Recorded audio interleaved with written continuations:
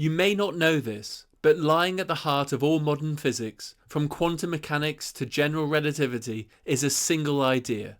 A principle that is both powerful and profound, and one that continues to guide our best attempts to understand the laws of the universe. Today I want to show you how it works, visually, intuitively, guiding you step by step through the mathematics. This is the story of the action principle. Our story begins with a simple, familiar example. Imagine throwing a ball straight up into the air. As you release it, it rises, slows down, pauses for a moment, and then accelerates back down towards the earth. This motion is so common that we barely think about it. Yet, why does the ball behave in exactly this way? What determines how quickly it slows down and speeds up? And why does it follow this particular motion rather than some other? To get a sense of how much we take this motion for granted, imagine throwing two identical balls. The first is real, but suppose the second rises and falls at a perfectly constant speed. Same start, same finish, same total time, but something about it feels wrong. Why doesn't a real ball move like that? Now, if you're Isaac Newton, you might say, this isn't mysterious at all. It's gravity. Newton's laws of motion tell you exactly what happens, and that is completely true. If you know the ball's initial position and velocity, and you know that gravity pulls downward with a constant force, then Newton's second law, written as F equals ma, immediately gives you the equation of motion. From that, you can work out how the speed decreases on the way up, reaches zero at the top, and then increases again on the way down. Step by step, moment by moment, the trajectory is determined. But in this video, I want to show you a very different way of thinking about the same motion. A viewpoint that doesn't mention forces at all, but instead looks at all the possible trajectories the ball could take from start to finish, and then identifies the one that nature actually chooses. To see how this works, let's represent the ball's position in space on the vertical axis, and the duration of time on the horizontal axis. This type of plot is known as a space-time plot, and it allows us to visualize different types of motion. For example, let's imagine that the ball moves at a constant velocity through space, and in this case its path on the space-time plot is a straight diagonal line. For every second of time that passes, it travels the same distance through space. The gradient of this line, which is equal to the change in x divided by the change in t, tells you the velocity of the ball. If our ball travels at a slower velocity, then we see that the line on the space-time plot has a shallower gradient. If, for example, the ball moves at a constant speed and then stops, we see that the path becomes a horizontal line. Time is passing, but the ball's position is not changing. And we can also imagine stop-start motion. As the ball gets further away, x increases, and if it comes back towards where it started, x decreases, and the line now has a negative gradient. Okay, so what does a curved line represent on our space-time diagram? Well, if the line starts steep and then gradually flattens out, the ball is slowing down. It's decelerating. On the other hand, if the line starts out flat and becomes steeper, the ball is speeding up. It's accelerating. To calculate the instantaneous velocity at a given moment in time, we simply draw the tangent to the curve at this point and then calculate the gradient of this tangent. If we do this for every moment along the spacetime curve, we can then plot the corresponding velocity as a function of time, as we see in the right-hand plot. So the key point here is that we can extract the velocity time plot from the spacetime plot by looking at the gradient at each moment of time. With these tools in hand, we can now imagine describing more complicated motions of the ball using a curving and bending spacetime plot, representing a ball that may speed up, slow down, change direction, or undergo sudden changes in velocity. And so we can now return to the example we began with, a ball being thrown vertically into the air and falling back down under the influence of gravity.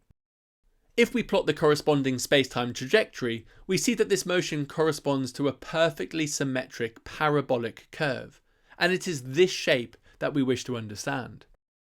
Why is it that the ball takes this particular spacetime path? To answer this question, we need to understand what is happening with the energy of our ball at different stages of its journey. So let's do that. When an object is moving, it possesses kinetic energy, and the amount of energy can be calculated using the familiar equation half mv squared, where m is the mass of the object and v is the speed. Because this equation depends on the square of the velocity, it means that if the speed of the object doubles while keeping its mass constant, its kinetic energy will quadruple, rather than double. If the speed trebles, the kinetic energy will increase by a factor of 9, and so on. Okay, so how does the kinetic energy of the ball change during its journey? If we look at the space-time trajectory, the slope of the curve at any moment gives the ball's velocity. And if we plot that velocity over time, we see it steadily decreases from positive to 0 and then becomes negative as the ball falls back down. Next, if we plot the kinetic energy curve, it follows the square of the velocity, which gives a symmetric U-shaped curve. As the ball leaves your hand, it has greatest speed and therefore its greatest kinetic energy. As it rises, its speed and thus kinetic energy steadily decreases, reaching 0 at the top of the flight. Then, as the ball falls back down, the process reverses.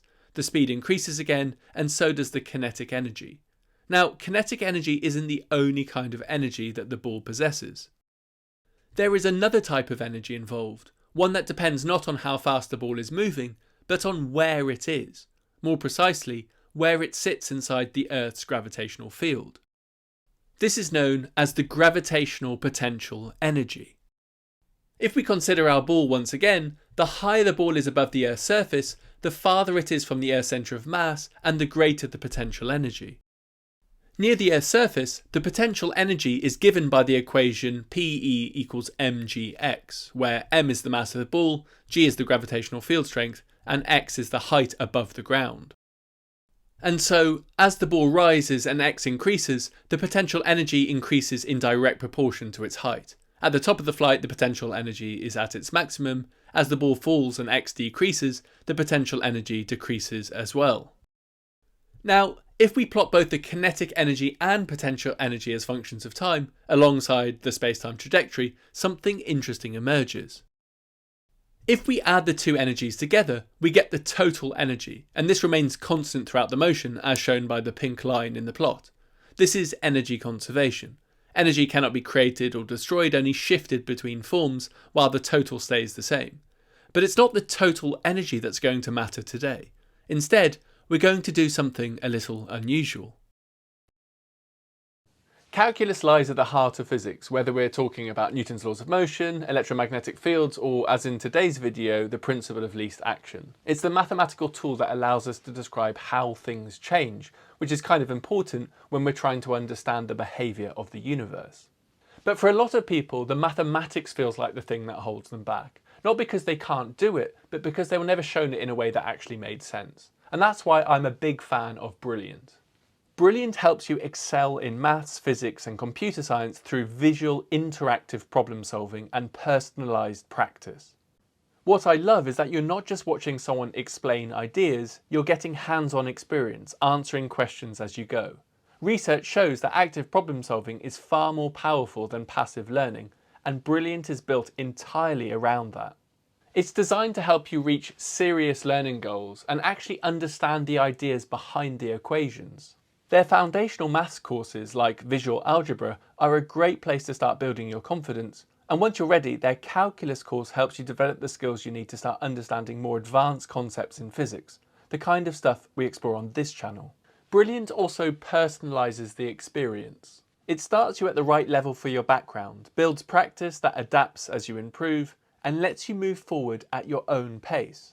You'll find yourself having those aha moments when ideas that used to feel abstract suddenly make sense. To start learning for free on Brilliant, go to brilliant.org/physics explained, scan the QR code on the screen or click the link in the description. And Brilliant is giving our viewers 20% off an annual premium subscription, which gives you unlimited daily access to everything Brilliant has to offer. Okay, so back to the physics. Rather than adding the two energies, we're going to look at their difference, the kinetic energy minus the potential energy, and we're going to calculate this difference at every moment in time and then accumulate all of these contributions. And we can actually see this visually. If we plot again the kinetic and potential energy curves corresponding to the ball's space-time trajectory, then we can imagine slicing up time into a series of discrete steps as represented by the vertical white lines. We then shade the region between the kinetic energy and potential energy curves, but we treat it as a signed area. When the kinetic energy curve sits above the potential curve, we shade that region yellow and count it as positive. When the potential curve lies above the kinetic curve, we shade it blue and count it as negative. Okay, so now let's rerun the simulation, but this time adding a third plot which shows how the signed areas accumulate in real time, with the green bar showing the accumulated difference between the kinetic energy and potential energy. If we run it again, we see that at first kinetic energy is larger than potential energy, so the total grows positively, but as the ball climbs higher, potential energy increases, overtakes kinetic energy, and the accumulated total begins to fall. By the end, the overall value is negative. Now, if we chop the motion into tiny slices of time of duration delta t, we can approximate this accumulated total by adding up all the little contributions of kinetic energy minus potential energy in each slice. In other words, the total area is roughly the sum from t1 to t2 of the kinetic energy minus the potential energy multiplied by delta t. We then see that in the limit that delta t becomes smaller and smaller approaching zero, the discrete sum becomes an integral.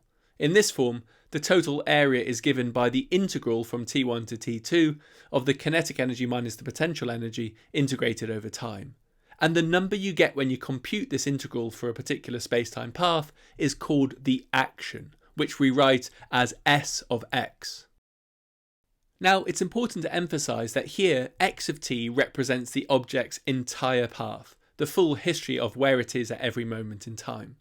And now comes the moment where physics turns from calculation into revelation, because this signed area formed from the difference between the kinetic and potential energy, this action, does something extraordinary. It doesn't simply describe the motion, it chooses the motion. And here is the astonishing fact. For our ball thrown into the air, the actual trajectory it follows is the one for which this number, the action, shown by the final value of the green bar in the right-hand plot, is smaller than for every other possible path connecting the same start and end points.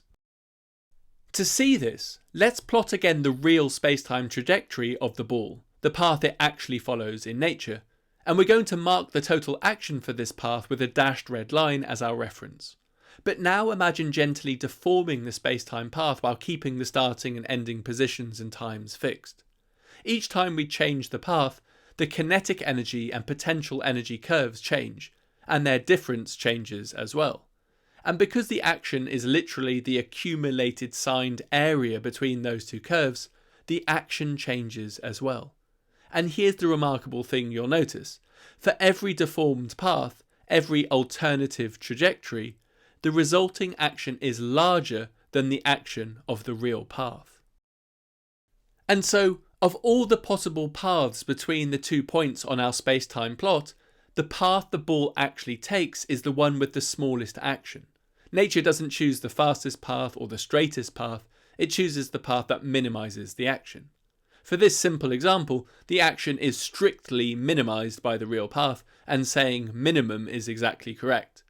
Later on, when we look at more general systems, we'll refine this wording slightly, because in some cases the physical path makes the action stationary rather than strictly minimal. But the core idea remains unchanged. And this is the essence of the action principle, a principle that sits at the foundation of modern physics. And so the next natural question is, how does this actually work? To answer that, we need to be more precise about what this object called the action really is. Up to now, we've been talking about a single path, x of t, the one the ball really follows.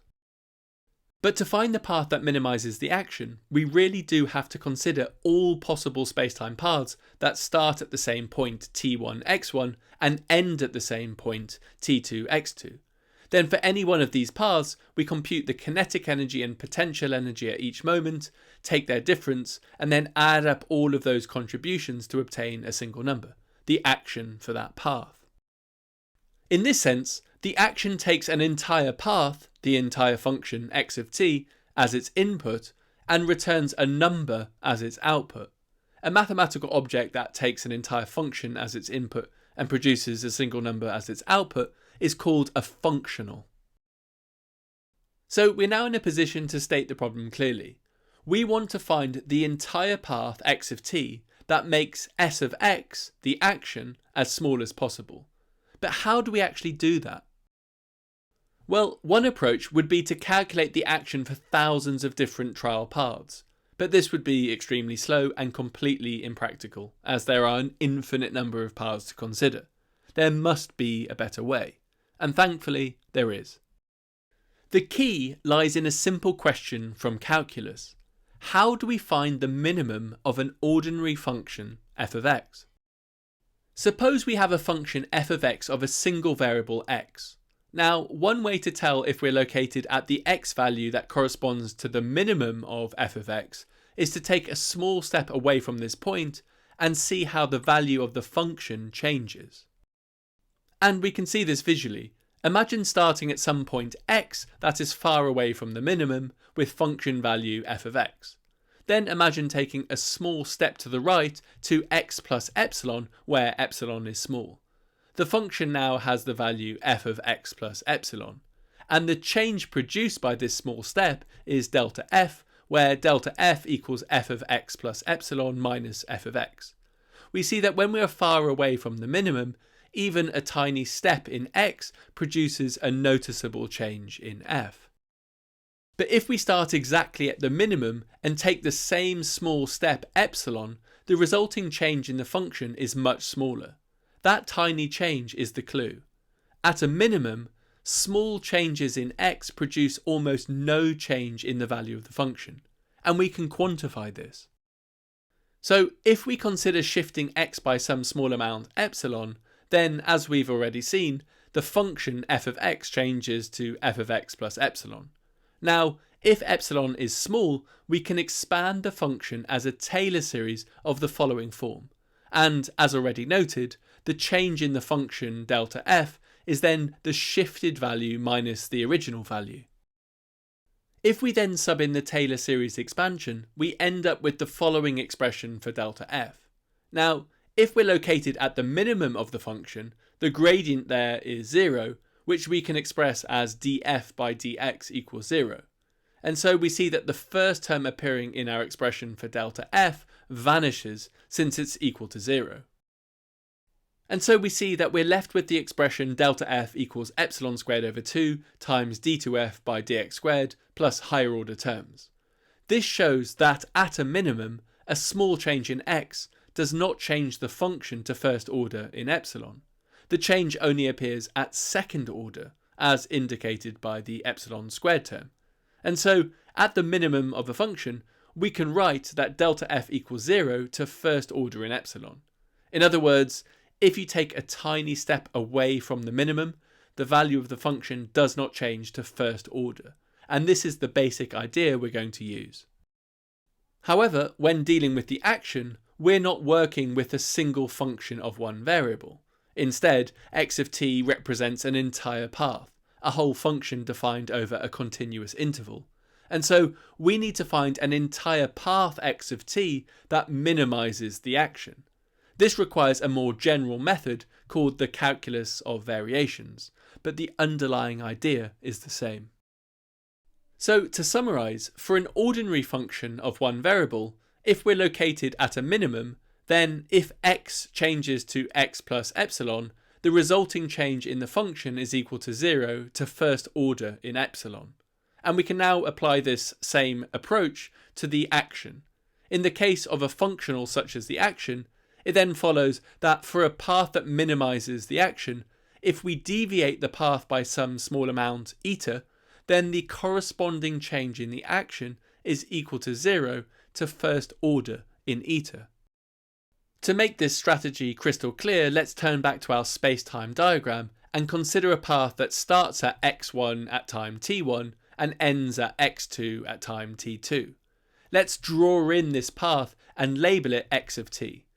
Now imagine a slightly different path which we label x of t plus eta of t, where eta of t represents a small deviation from the original path at each moment in time, and where the start and end points are the same, such that eta of t1 equals eta of t2 equals 0.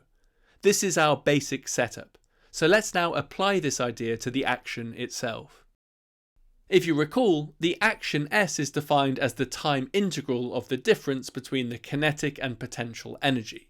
For a particle moving in one dimension in a potential v of x, the action takes the following form, where the first term is the kinetic energy, written as half m dx by dt squared, and the second term is the potential energy, v of x. We now want to see how the action changes when the path x of t is deviated by eta of t.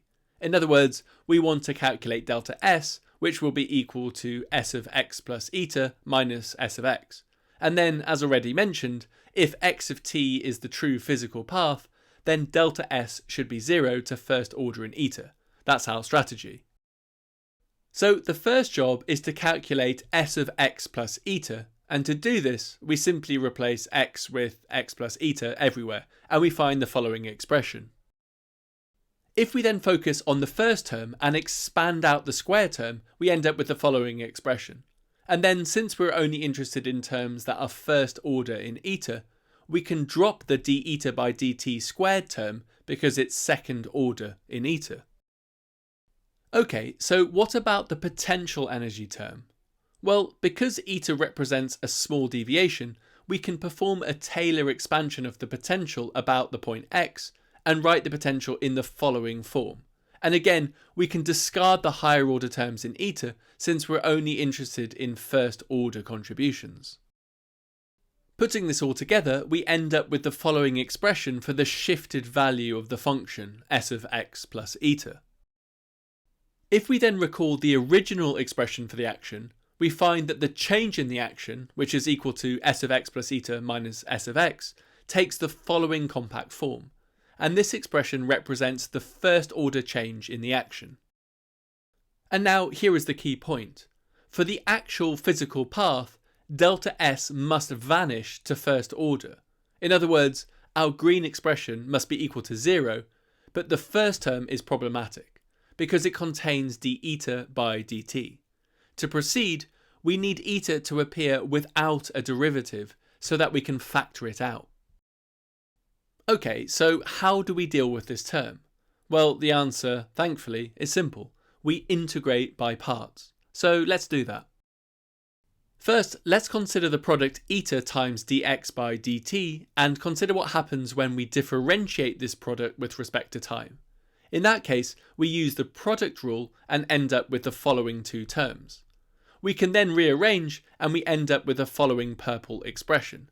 And we see that the left-hand side is precisely the same as the problematic first term in our expression for delta s. Next, if we integrate both the left and right-hand sides with respect to time between t1 and t2, then we find that the right-hand side can be written in the following form, where we've performed the integration in the first term and left the second term untouched.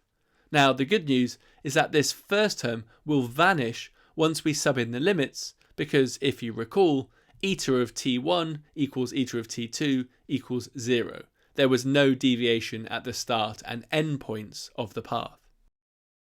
And so we see that once the dust has settled, we end up with a way of re-expressing our integral. And this is what we wanted, because if you recall our expression for delta s, then we can rewrite the first term using this expression, and if we do that, we end up with the following green relation.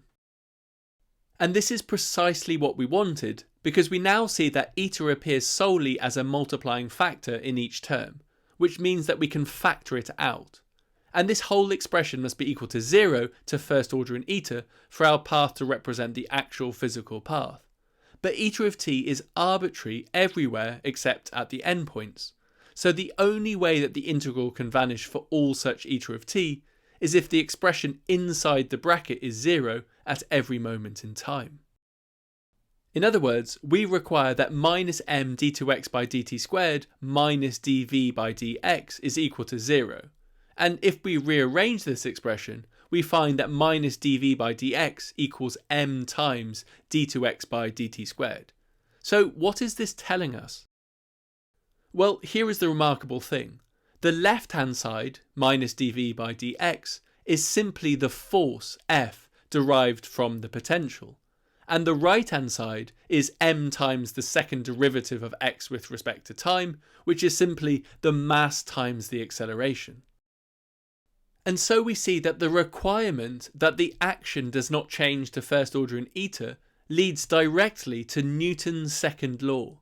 Demanding that delta s equals 0 when we vary the path gives us the correct physical trajectory, the one that satisfies Newton's second law.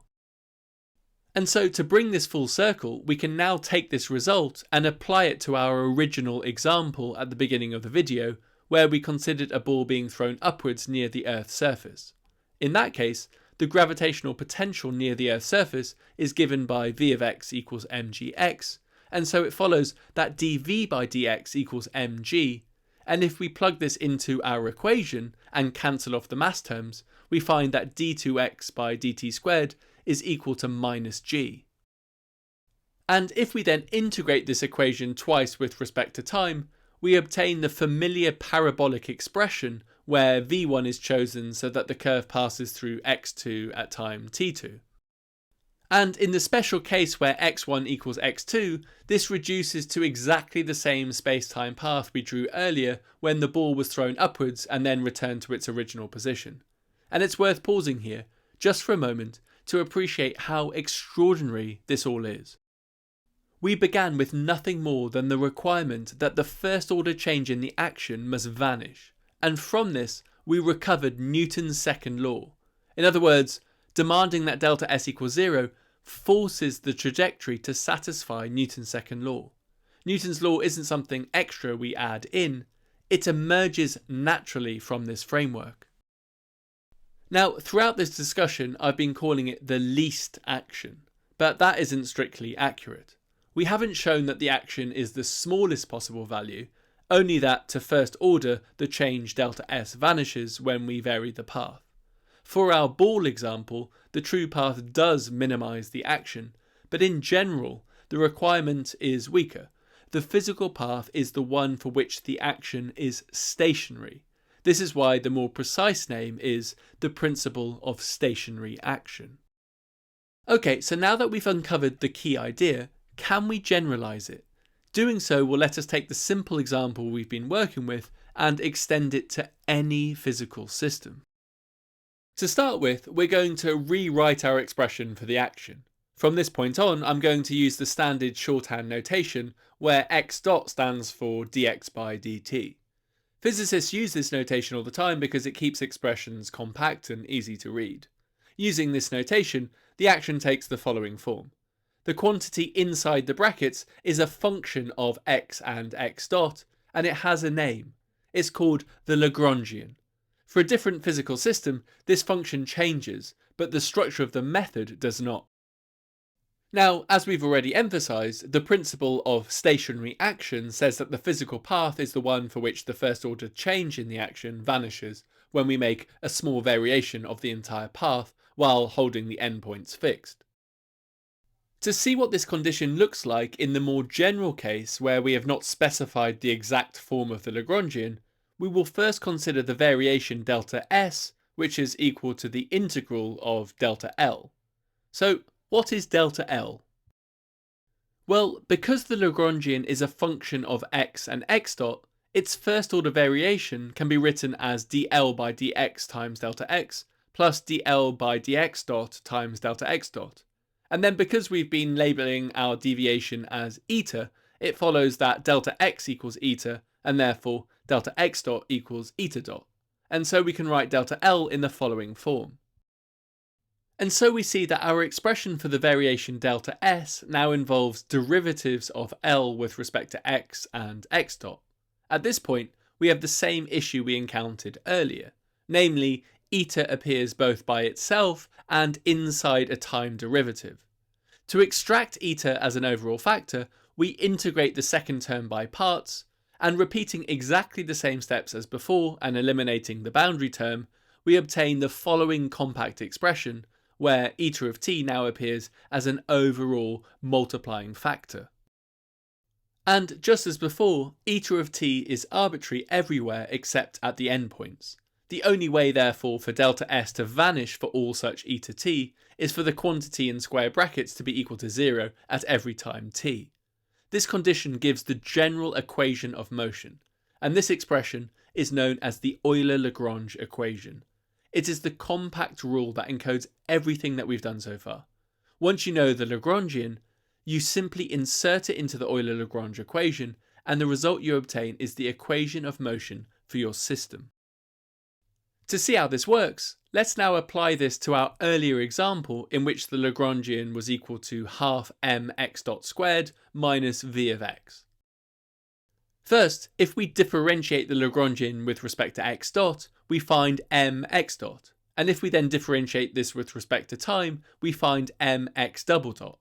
This corresponds to the first term in the Euler-Lagrange equation. Next, if we differentiate the Lagrangian with respect to x, we get minus dv by dx, and this corresponds to the second term in the Euler-Lagrange equation. If we now sub both our results into the Euler-Lagrange equation and rearrange, we end up with minus dv by dx equals mx double dot. And we see that once again we have recovered Newton's second law. This is simply F equals ma. This time we've done so directly from the Euler-Lagrange equation, having specified the Lagrangian. And this is exactly the approach adopted in many branches of modern physics. We start by writing down a Lagrangian, and then we let the Euler-Lagrange equations tell us what the dynamics must be. In other words, specifying the Lagrangian is, in a very real sense, specifying the theory. A simple example of this is the Lagrangian for a freely moving relativistic particle, which takes the following form, where v is the speed of the particle and c is the speed of light.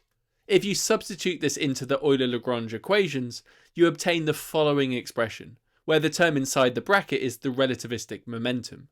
So the Euler-Lagrange equation tells us that a free particle moves with constant relativistic momentum, which means it travels in a straight line at constant velocity, exactly the relativistic version of Newton's laws for a force-free particle.